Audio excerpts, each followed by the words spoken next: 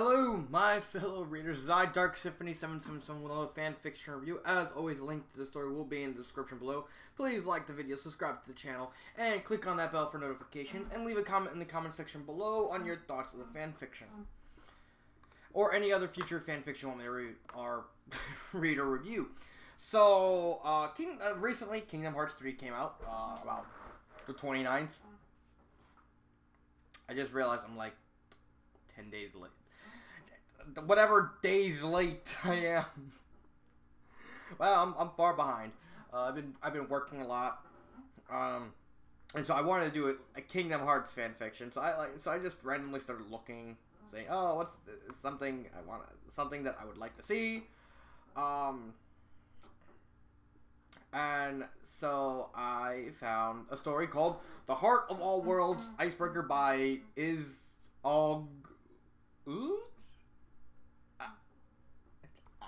I don't get the name. Honestly, I honestly don't get the name. And it's a Kingdom Hearts Frozen crossover. Don't know why it's called a crossover. Oh, that explains it. It was published in 2016, where I think around that time Frozen wasn't confirmed as a world yet. I mean, we all knew Kingdom Hearts 3 was coming. We just didn't know any other worlds outside of.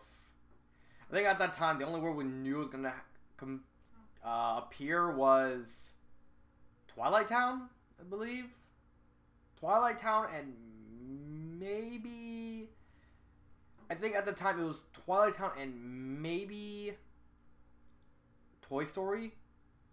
I can't remember. I know Twilight Town was confirmed for Kingdom Hearts 3 around this time. I just can't remember if anywhere else was confirmed around this time. So it's basically just based on the synopsis of the story.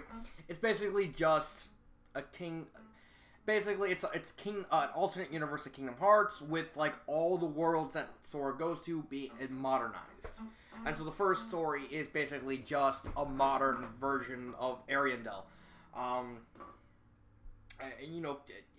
Disney is good at doing retellings of these fairy tales. I mean, or like or stories, stuff like that. Frozen, not much different. It's based off an actual Scandinavian legend. I believe it's called the Ice Lady. I don't know that much about that information about it because I never really bothered to read into it because I'm not a big fan of Frozen. I don't like. Here's the thing with Frozen. I think Frozen became it's probably the most overhyped movie of all time. It's like when they started the campaign, they just said, "Oh, it's a movie. All right, Disney's making a movie about a chick who makes ice. Okay, fine." I think what happened with Frozen when they started labeling it as the and this is not from news sources. This is from Disney themselves proclaiming it the greatest animated movie we have ever created, and that pissed me off. What I heard is it pissed a lot of people off, and particularly people who are fans of the Disney Renaissance. For those who don't know, Disney Renaissance was a time between 1979 and 1999, around that time, where the movie quality of Disney was so high that every single movie within that time period are considered masterpieces. Even like the little ones like Oliver and Company and yeah, I believe, and Great Mouse Detective. Even then, they had such a high, good quality. It started with Sleeping Beauty, and then ended with, I believe, it ended with either Mulan or Hercules. It was one of those two movies that ended the Disney Renaissance. And so, being a fan of some of the movies from the Disney Renaissance, I completely like kind of hated it. I was like, I'd see it anyway. But it's like they kept hyping it up and hyping up to the point where it better live up to the hype, otherwise it's gonna go down in flames. And while Frozen did make a lot of money, what I saw was basically an average movie. I didn't think it was bad. I just think with all the hyping they went into it, I mean, it didn't live up to all this advertising they were giving it. It's like, yeah, I mean, I'd rather watch Tangled. I'd rather watch Princess and the Frog. I'd rather go back to Disney Renaissance and watch any of those movies than watch Frozen. Soundtrack wasn't that bad in the movie. I mean, Let It Go. I mean, it is actually a pretty good song, despite the fact it's not becoming kind of overrated in a weird sort of way. When I saw the movie, it was average. It was like painfully average. I didn't hate anything about it, but I didn't like anything about it outside of the songs. I think there's one thing I liked about Frozen, it was probably had one of the best musical tracks in any Disney movie. I'm not, and I know I'm not lying about that. I'm not like, trying to find stuff. The songs do hold up. Still not anything from like, it's not Zero to Hero or that song from Mulan. Be a Man. There you go. The most manly song ever. Be a man. Be a man. I just love that song. But I do admit the soundtrack for Frozen was pretty good. And that's pretty much same thing I have with this story too. It's average. It's completely middle of the road. There's nothing I really hate about it, but there's nothing I really like about it either. So let's get into the actual review. So basically the plot is basically just the actual plot of Frozen just modernized. We have Elsa who's trying to conceal herself, trying to hide the fact that she has these ice powers from everyone, and she's become something of a recluse. But instead of hiding it in like an empty Scandinavian mountain town, she's in the middle of a city, and she's still living with her parents. So she can't really do anything. She's just so she pretty much became a recluse at school. And then Hans show up. Everyone knows who Hans is. He's a bad guy. Spoilers for the few people who haven't seen Frozen. He pretends to be in love with her to try and get into her money. So of course, what's the modernized version of a princess? You get a rich person. Trying to get in, because he's povertized and he wants the power, he wants the money. He doesn't want to be in poverty anymore. So he keeps trying to warm up to Elsa, and he's like, she finally gives up after a while. It's like, hey, start feeling something. And then they find, then here's what the difference is with Kingdom Hearts is. They find out in a little part that says, Destiny Islands disappeared out of thin air. And it's like, okay, so that explains the Kingdom Hearts connection, because I thought this was just going to be a Frozen story, because it's literally not doing anything with Kingdom Hearts related until I saw Destiny Islands, which, and then Elsa runs into Axel. If you actually look, it actually says Axel, Sora, Anna, Elsa as the characters. Axel is there at the school. He's just wandering, looking at her, and then then she runs into a Heartless. She calls it Ziggy, and she crushes a bookshelf on it. She tricks everyone into saying, nothing's wrong. And then comes the prom, where she's elected prom queen. Of course, have to get some kind of connection with the Princesses of Heart, and of course Hans is the prom king. And then they got the kiss, and then she loses it. She doesn't, and she accidentally freezes Hans, and everyone freaks out. And then the rest of the story is just Hans and Axel's trying to stop the Heartless, figure out and save her parents. And then while Anna and Kristoff are chasing after them, trying to like find them. So I want to save my sister, stuff like that. And then Elsa finds out Hans is evil, working for Maleficent, of course. And summons the Heartless to stop her.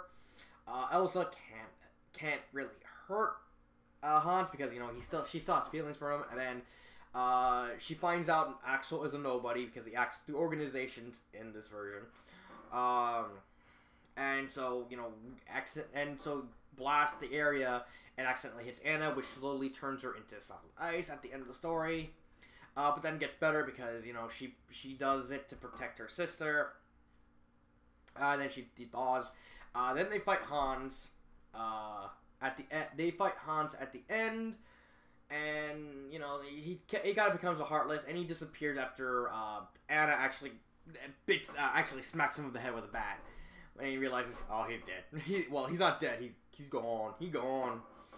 And then so the story ends with Axel and Elsa actually going to join Sora. Yes, Sora actually joins in partway through, but Sora is not really important to the story. It's more about Elsa, so I didn't really felt that, you know, talking about Sora until like the very end would be prudent. He basically got the keyhole shut so that way Ariandel won't be attacked by the Heartless. And so he offers Elsa, and so Elsa offers to go with Sora to help, and Axel decides to join.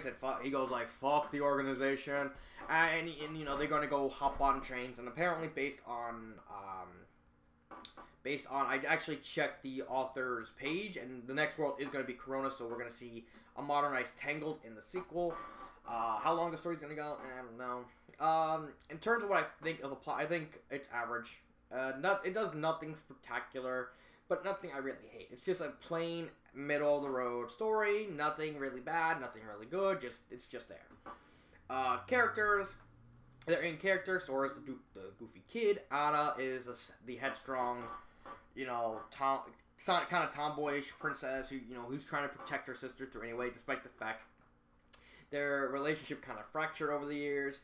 Axel is. Axel, you can't. I don't think anyone will ever get Axel wrong. He's fine. Elsa, fine. She got the bulk of the character development, but she kind of got the same development as what happened in Frozen. So take that. Your mileage may vary on Elsa, how she was portrayed in this story. Hans, sniveling douchebag. You know, he's simple, but it serves the story well. And then we have Maleficent. Maleficent was the only really X factor in the whole thing, character, because we know it's Maleficent, but she's shrouded in mystery of how she is interpreted in this world.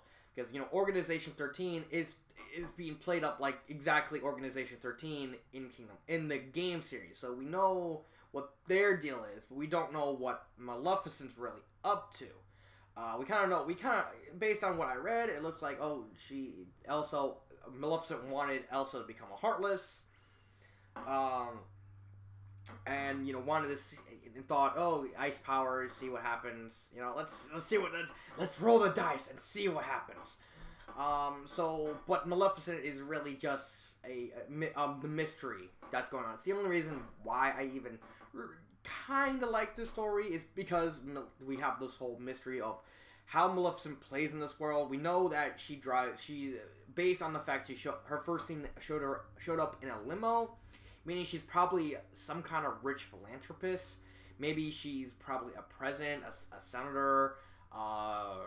There's so many roles she can play that it kind of got me interested in wanting to read the second story just for any clues on Maleficent herself. But outside of Queen Greenie, I don't really care about the characters. They're fine. They serve the story well, but that's it. There's nothing really done exceptionally well with them. There's just like the plot, average. Grammar, I didn't see nothing wrong grammar-wise, so let's skip that. Pacing, the pacing is done fine. It makes it move at the same pace as something like the story. So we get the key moments, just replace certain things with like Hans and the Heartless, and you got this. So it has Anna and Elsa wandering around the city of Ariandel, trying to find Hans, trying to find her parents, and Anna's chasing her. So it kind of has a lot of parallels in terms of the pacing to Frozen. But it's been a while since I've seen Frozen, so I don't even know if Elsa actually chases after her parents. Just there's some kind of goal. But pacing wise, it's not bad. Again, not bad, not good either. It's just middle of the road. That's pretty much what sums up the story. I also like the fact, at least in this story, they actually get to fight Hans. Unlike in Frozen, if I remember right, they didn't even beat the crap out of Hans. He just ran away, and he ends up in the water, and that's about it. So it's like, meh. So at least it's something different. They actually get to smack Hans around. Would I recommend this story? I know this is gonna be a real quick real quick review, because again, there's nothing really substantial about the story. outside of Maleficent's role in the whole thing. Would I recommend this story? This is a very story. I would say maybe, like, again, just if you're a fan of Frozen, maybe. But if you're not really interested, because this book plays a lot like the actual movie Frozen, just modernized. Like, if Frozen was in the modern world, had the exact same plot, you add in Axel and Sora, you get this. So it doesn't really stray from the actual events of the movie, just adding some Heartless and Axel and Sora, that's about it. And it's pretty much, yeah, that's about it. So, but I wouldn't really say anything. Like, would I recommend it? Nah, not really. I mean, this just may be my opinion. Some people may like the idea of literally just a modernized take of Frozen, like literally more or less the exact same plot, just, you know, in a modern city, instead of an ancient like a Middle Eastern, like a Middle Ages Scandinavian city. But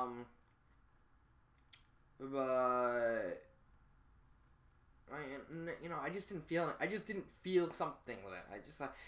It feels like something's missing. It's like the same thing I said when I talked about Itran a little bit in one of my previous videos. You know, I like it, but there's something missing that is like, that doesn't want that. I just do not like it. But if you like it, that's fine.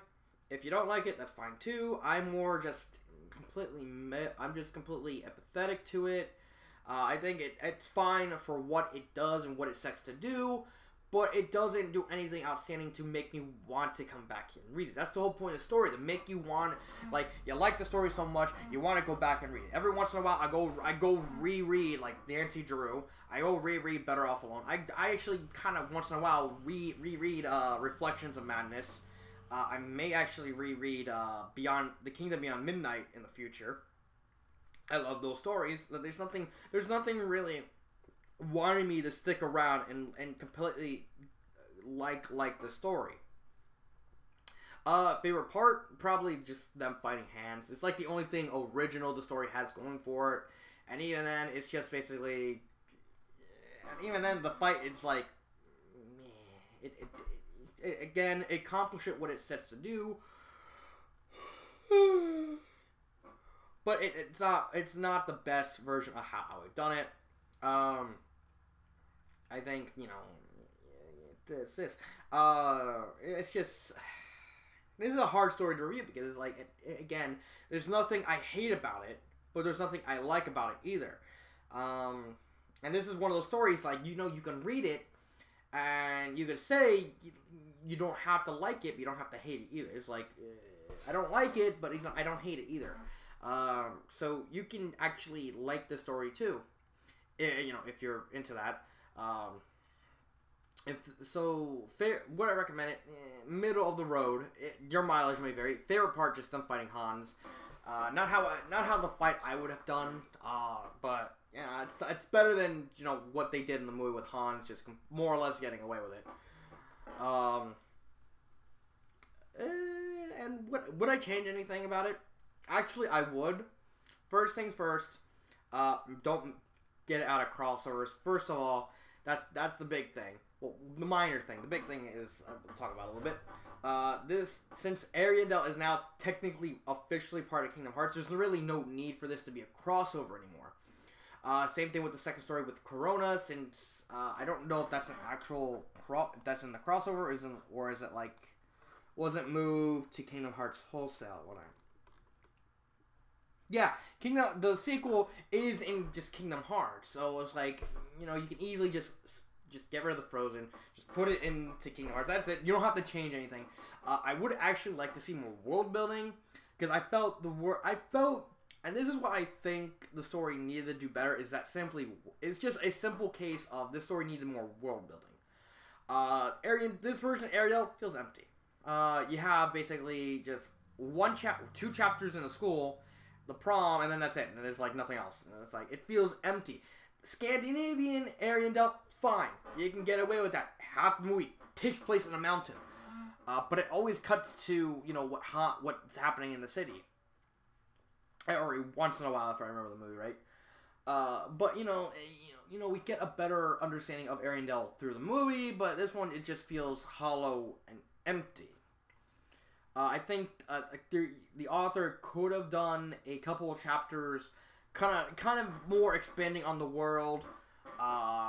Maybe introducing some of the other worlds, like peace talks between Corona. We know Corona is, but what other worlds are there? We know certain worlds, they're probably never going to appear in this world. We know stuff like the Grid, or more or less any of the Tron worlds. They're not gonna show up here. Possibly Agrabah. We may have Agrabah. Wonderland ain't gonna show up unless it's like a amusement park.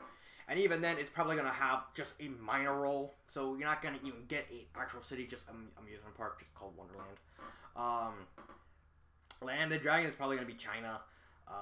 But even then, that's like Land of Dragon. It's like very broad. So they're probably just going to say it's like a section of China.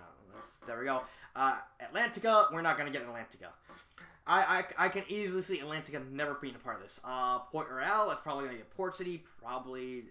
For all we know, it's probably going to be a reference to... You're probably throwing a reference to Black Lagoon or something like that. Call that city Port Royal, you know. Twilight Town, probably going to run into Twilight Town sooner or another. Merry Melodies, ain't going to show up. The Big Hero 6 world, maybe. I would like to see how that would be done. The toy box. We're not gonna see the toy box. The castle. We're not gonna even get the world that never was in this world. We're probably gonna get Castle Oblivion as Organization 13's main base, because of course it is. Because I do not see world that never was ever existing in this version. Castle Oblivion, fine. It's just a castle where they live, where they're based at. What other worlds? Beast Castle, probably just a castle in Romania, something like that. It's a simple castle.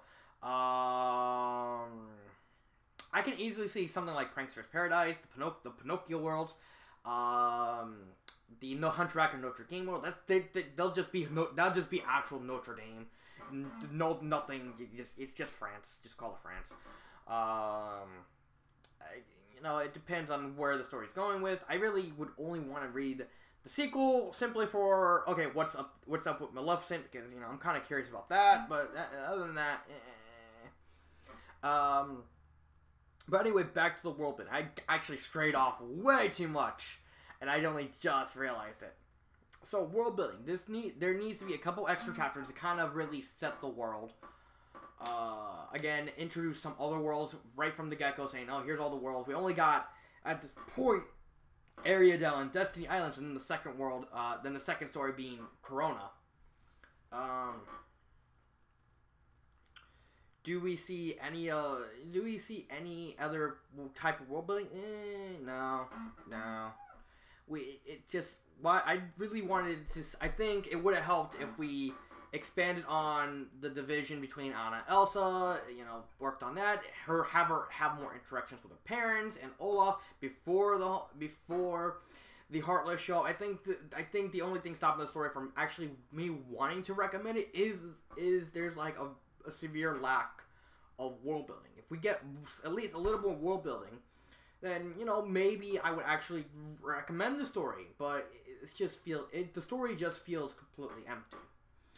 So, and I rambled off way too much. So that is my review, or what say you, of the Hearts of All Worlds Icebreaker. This has been Dark Symphony 777, and cut.